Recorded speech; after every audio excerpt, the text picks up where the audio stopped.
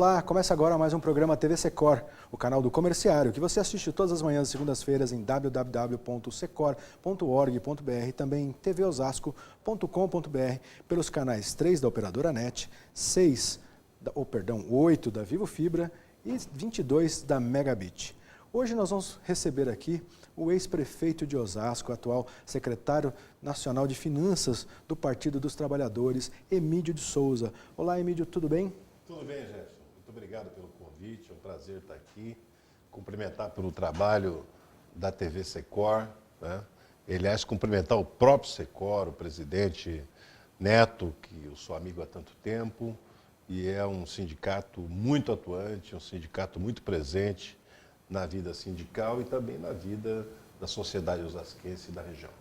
Emídio, nós é que agradecemos aqui a tua disponibilidade para vir conversar com os telespectadores do TV Secor. A gente sabe que você está com uma agenda bem apertada, aí, coordenando a campanha, a pré-campanha, estruturando uma futura campanha do presidente Lula a presidente da República, vai vir como pré-candidato também a deputado estadual, ainda tem aí o desafio da Secretaria de Finanças do PT Nacional. A gente sabe que está bastante atribulada aí a sua agenda, não é mesmo? Muito, muito.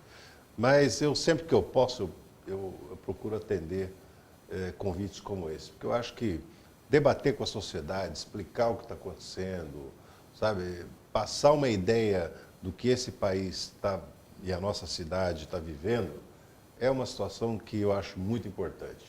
Nenhum agente político pode fugir da tarefa de se explicar para a sociedade, de colocar a sua visão do momento político.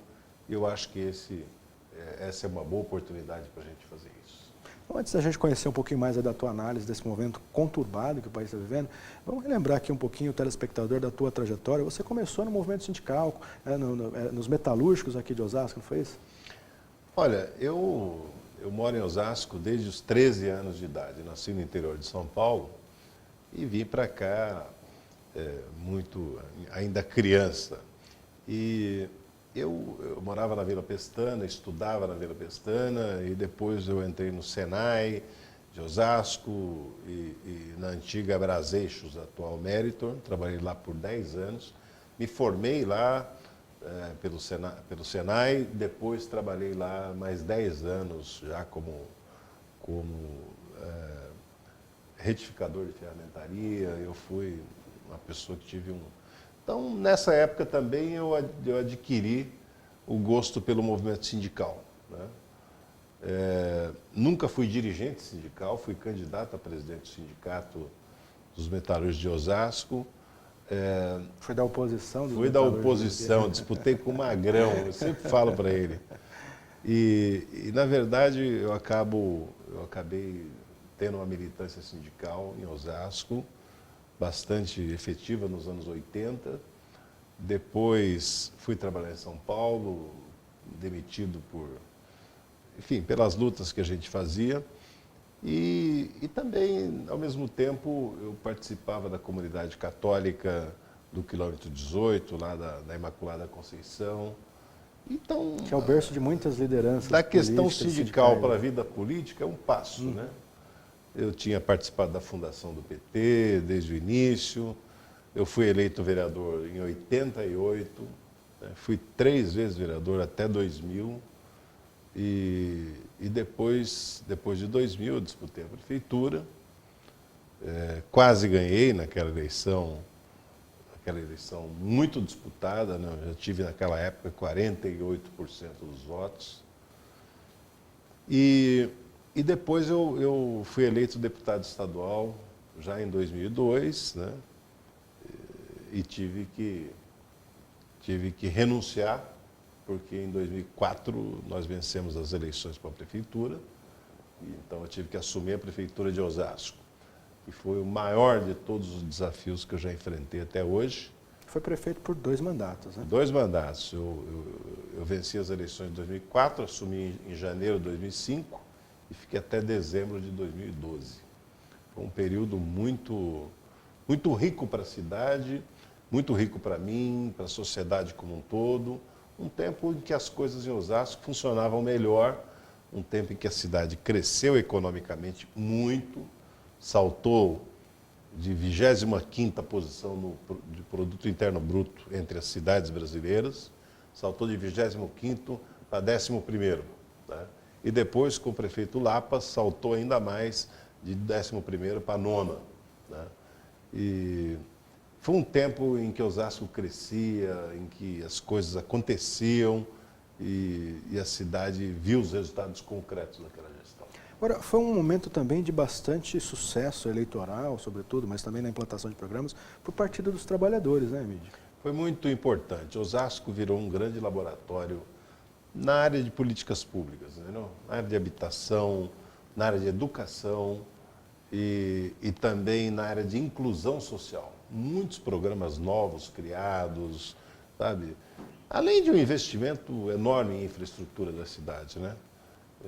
Pouca gente lembra, mas foi nessa época que nós abrimos a Avenida Hilário, que hoje virou uma das principais avenidas de Osasco. A Superavenida, a Superavenida, né? Duplicamos a Rua da Estação, que era uma ruinha acanhada, muito pequena. Abrimos a Avenida João Goulart, né?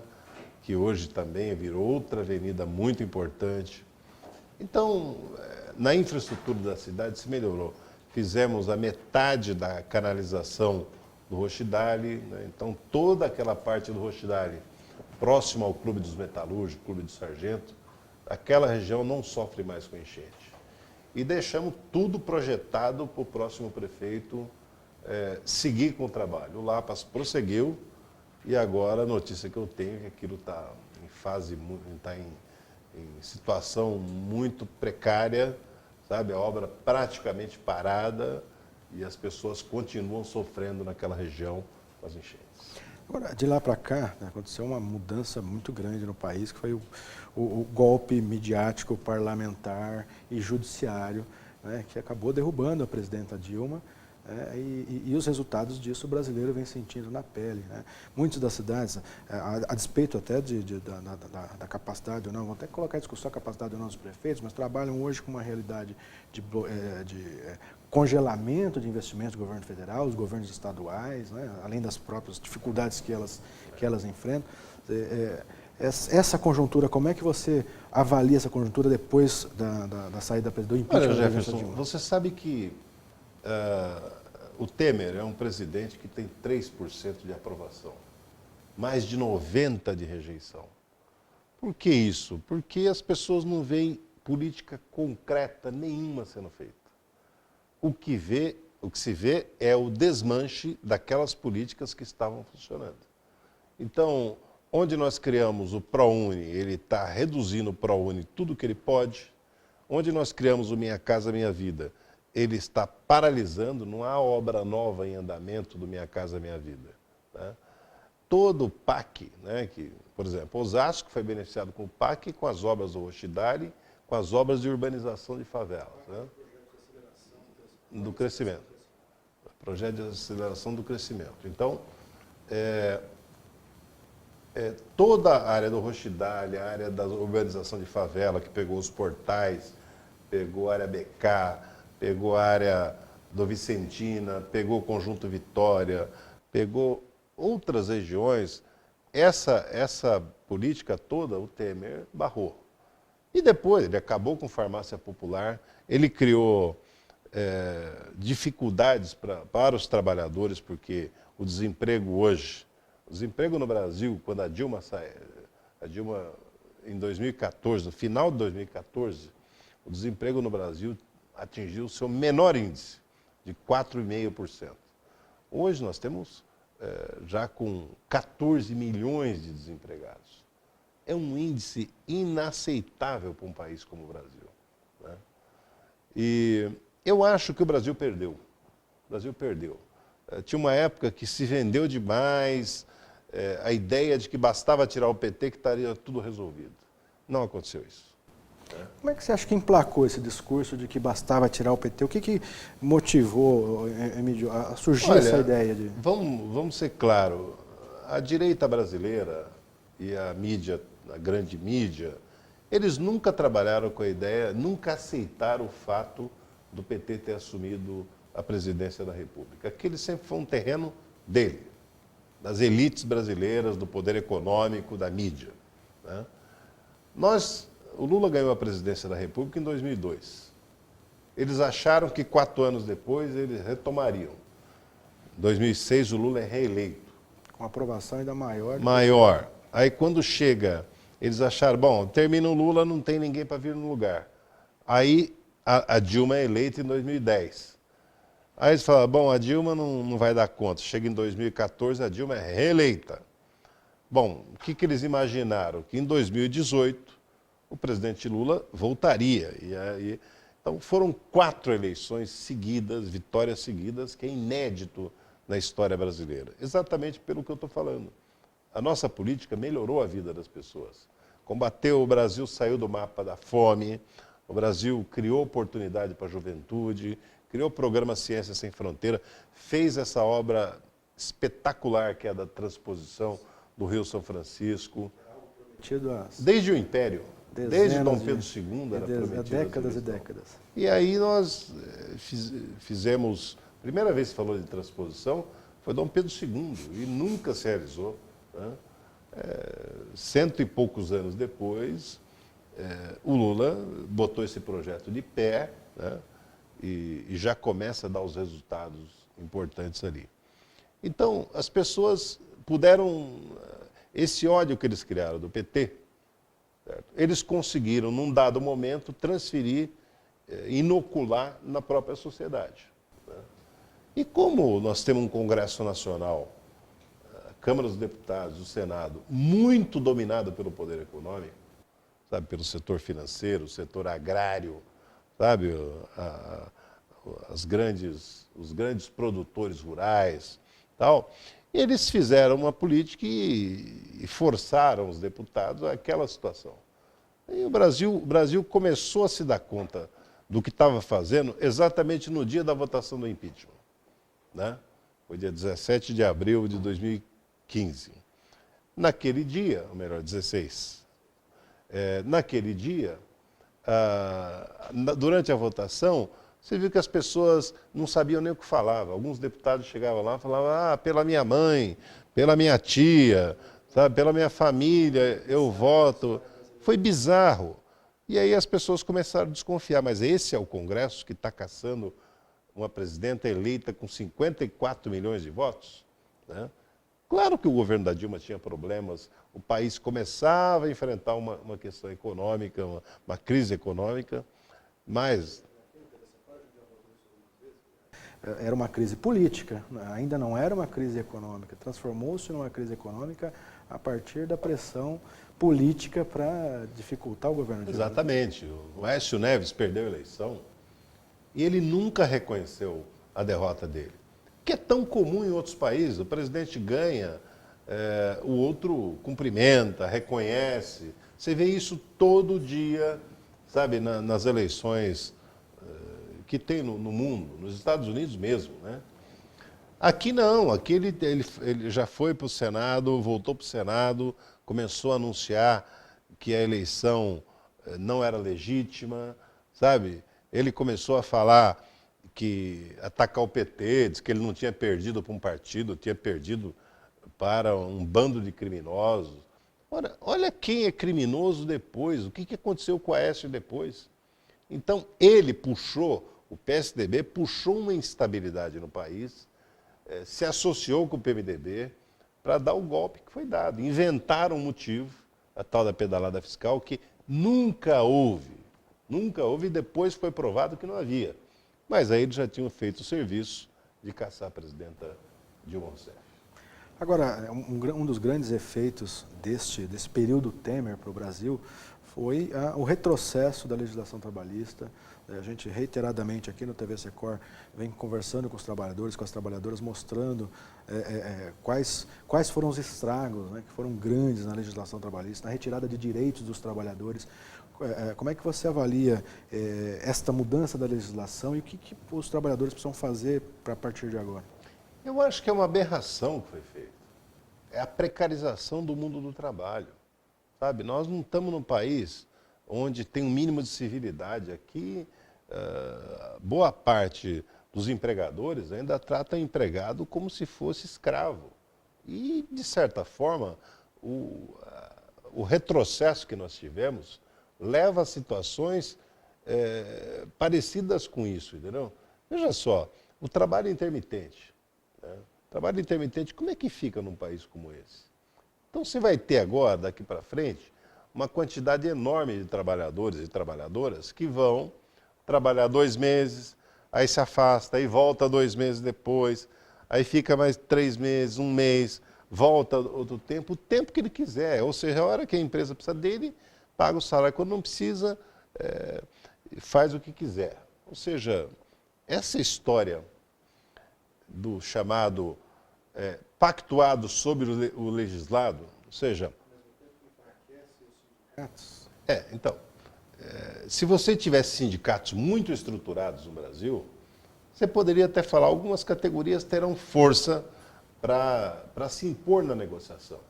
Porque agora, tudo quanto é coisa, o direito de férias, o direito de 13º, tudo isso pode ser negociado. Ele passa a não ter certeza absoluta. E, ao mesmo tempo, ele tomou uma medida que foi do enfraquecimento total dos sindicatos com um sufocamento financeiro. Né? Quer dizer, alguns sindicatos chegaram a perder mais de 80% da sua receita. Isso é uma coisa inaceitável para um país, sabe? É tipo assim, ó, eu estou te sufocando e estou tirando os instrumentos que poderiam não deixar você se sufocar. Então, a situação é grave, o atraso disso foi monumental.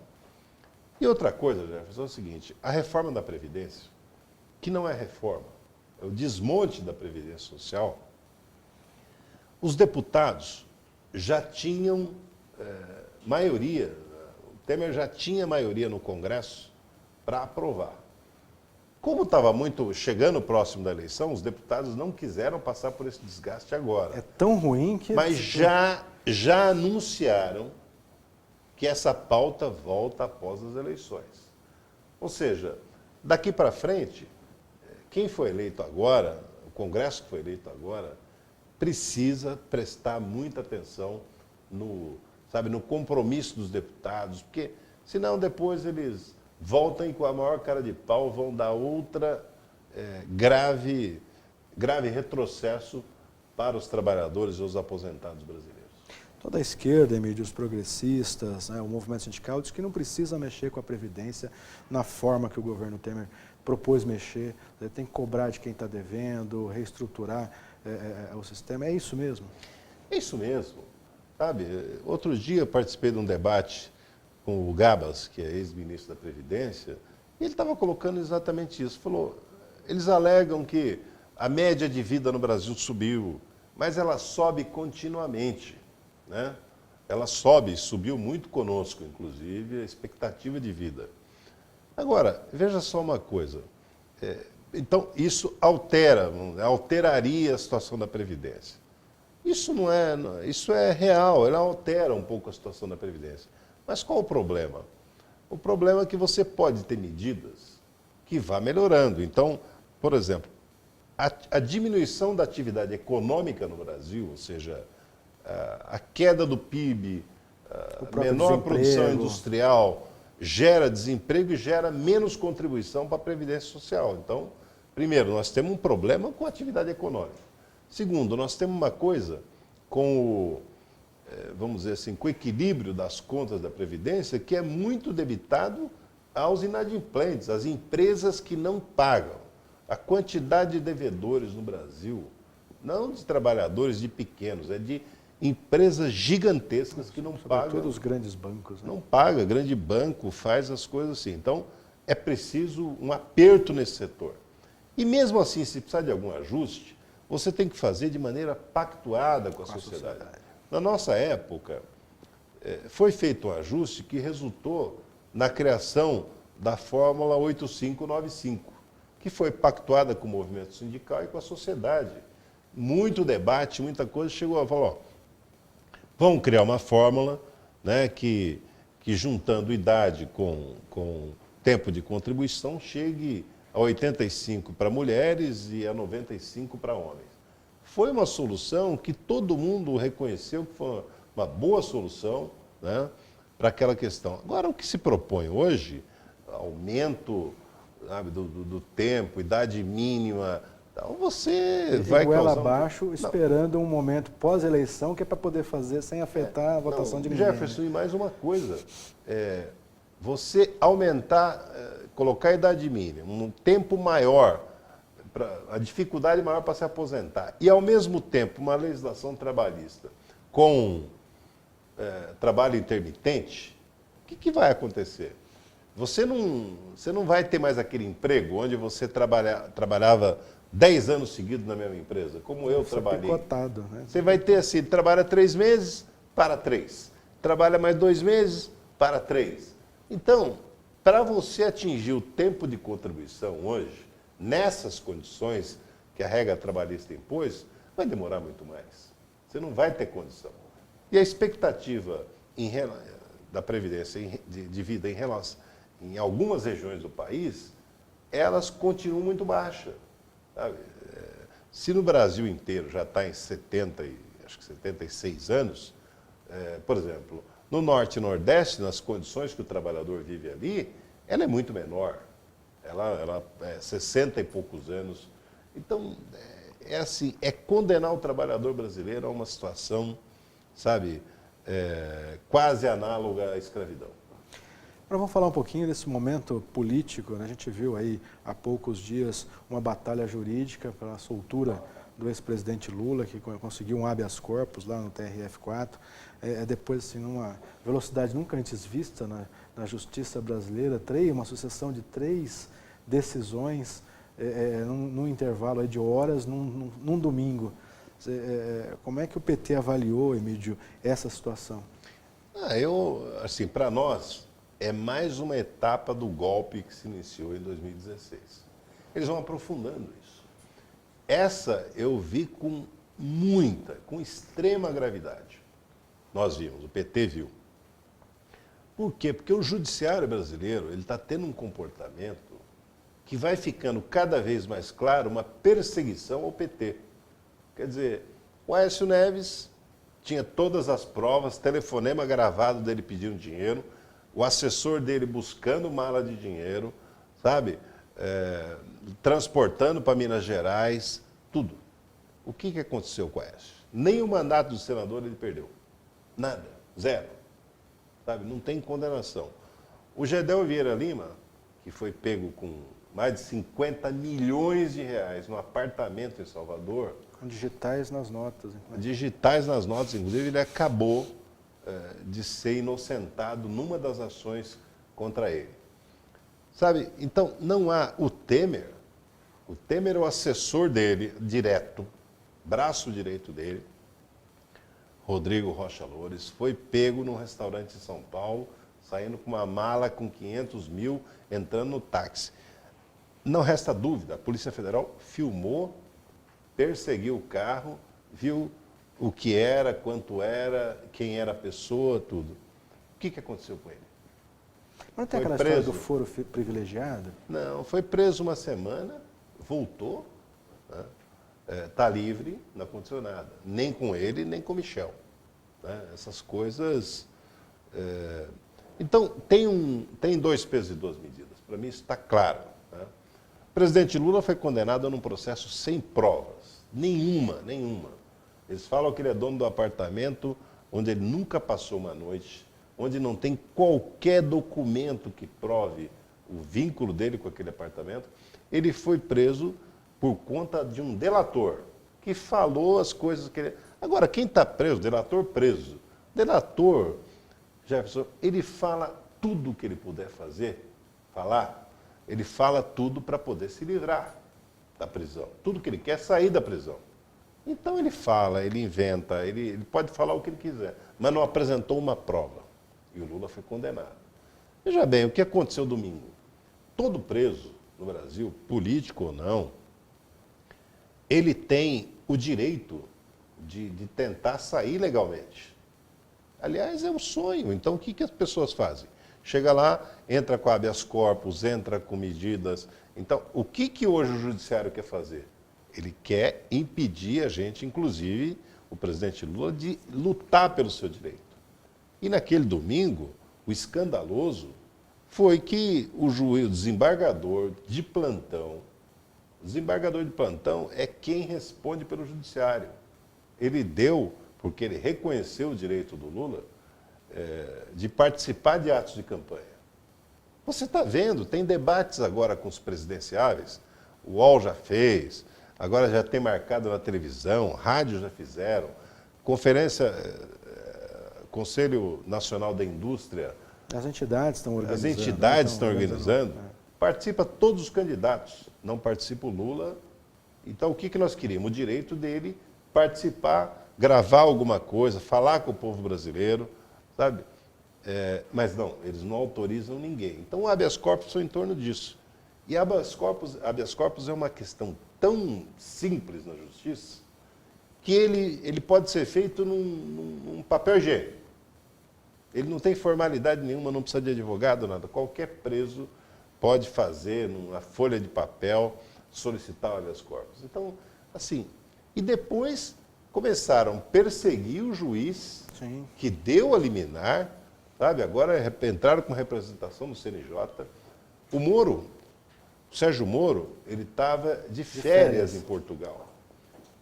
Há mais ou menos um mês atrás, ele se recusou a julgar o Beto Richa, governador do Paraná, do PSDB, ele se recusou sob a alegação de que ele estava sobrecarregado de serviço. Bom, muito bem. Aí ele sai de férias, nas férias ele não está nada sobrecarregado, porque o assunto era Luiz Inácio Lula da Silva. Aí ele se dispôs passou o dia mandando documento, falando para a Polícia Federal que não podia soltar. Ou seja, quando é Lula, esse aparato judicial se move com uma energia que não tem para aqueles que não são do PT. Emídio, a gente está chegando aqui ao final do programa, infelizmente o tempo ficou curtinho aqui. Queria pedir para você deixar aí teu recado, sua mensagem para o telespectador, para a telespectadora, comerciário que está nos assistindo. Já agradecendo mais uma vez, porque a gente sabe que você está conciliando aí várias agendas, né, se preparando para uma campanha que vem aí, ao mesmo tempo na coordenação aí da campanha Lula Livre aqui em São Paulo. Então deixa a sua mensagem para o comerciário. Jefferson, primeiro eu agradeço muito vocês. Eu acho que ter criado esse espaço para os comerciários é uma coisa muito importante, porque leva informação de qualidade, debate a situação da categoria e dos trabalhadores como um todo. Então, eu quero cumprimentar vocês por isso. Quero dizer também que, assim, eu posso fazer a tarefa nacional, estadual, às vezes até internacional que eu tenho feito pelo PT. O presidente Lula pediu que eu fosse para a Executiva Nacional, assumir as finanças do PT e eu fiz isso, né? Mas a verdade é o seguinte, eu nunca esqueço, todo dia eu volto para dormir na Vila Iara, onde eu moro, sabe? Todo dia eu sei o que é Osasco, o que é Carapicuíba, o que é Barueri, o que é Jandira, o que é Itapevi, o que é Taboão, o que é Embu, o que é Cotia, o que é Vargem Grande. Então, a região oeste é a minha casa. Então, não importa que tarefa eu esteja cumprindo, sabe? Todo dia eu sei que é o seguinte, o meu compromisso principal é com essa região. Sabe? Então, o tempo que eu tiver para poder conversar com vocês, para poder estar presente, se não tiver conversa, um aperto de mão, um abraço, uma conversa rápida, para mim é motivo de muito orgulho sempre. Certo. Muito obrigado, Emídio de Souza. E você já sabe, não fique só, fique sócio. Confira no site do seu sindicato, www.secor.org.br, os benefícios e vantagens de ser um associado. E eu aguardo você na próxima semana. Até lá.